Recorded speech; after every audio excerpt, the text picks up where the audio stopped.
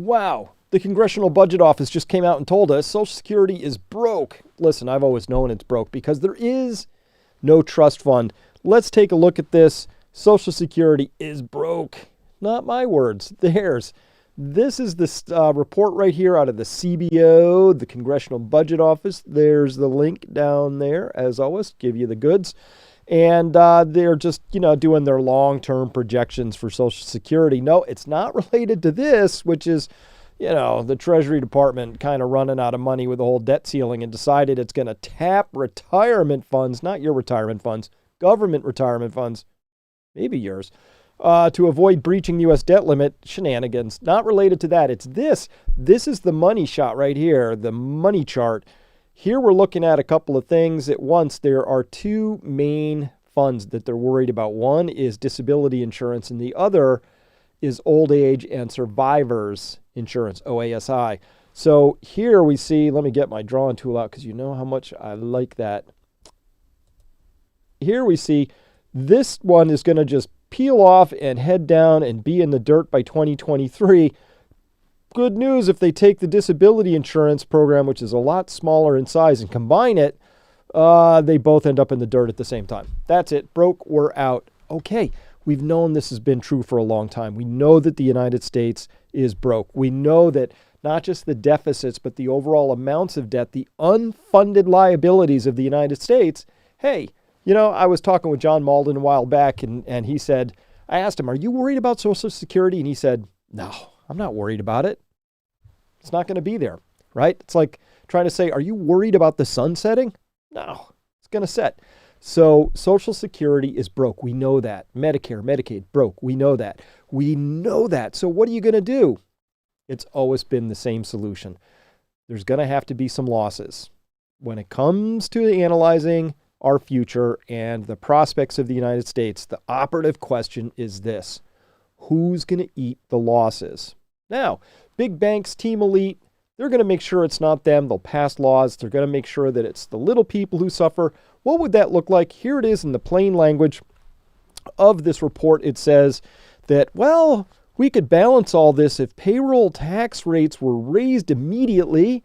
And from how much? From 12.4% of your paycheck to 17.3% of taxable payroll. Can you imagine 17% going just to try and keep this thing from nosing into the dirt, right? Well, that's one way. What are the other ways? The other way is to include reducing scheduled benefits by an amount equal to 4.9% of taxable payroll. Or maybe a little both. Little tax increase, little benefit cut. It's actually trying to answer this question: which generation is going to get screwed over? The ones who are, say, my age and older, who've paid into the whole system under a set of rules.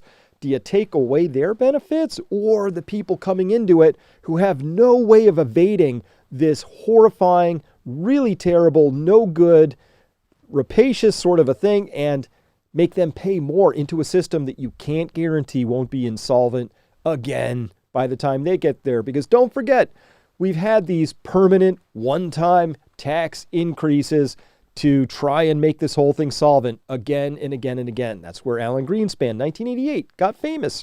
Came up and said, oh, yeah, he said, wandering out of non-political territory right into the heart of politics, and said, yes, the Federal Reserve supports an increase in payroll taxes in order to make and assure that Social Security is permanently funded forever and ever. Hey, Hosanna. Didn't turn out to be permanent. That was a transient sort of a fix.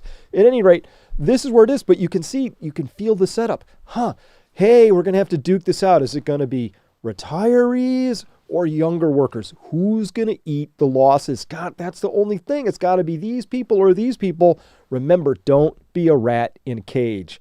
This game is not about this. They'll pit old people and young people in a cage match, make them point their fingers at each other. They'll be shouting. There might be some swearing, but this isn't the game. The game is the system is rigged against us. And how do I know? Because of this. You see this? Here, this is from the report. They said, look, they said Social Security outlays and revenues. Outlays in the black chart, 4.4% of GDP. Revenues only 3.8. Now, why do they do this in percent of GDP?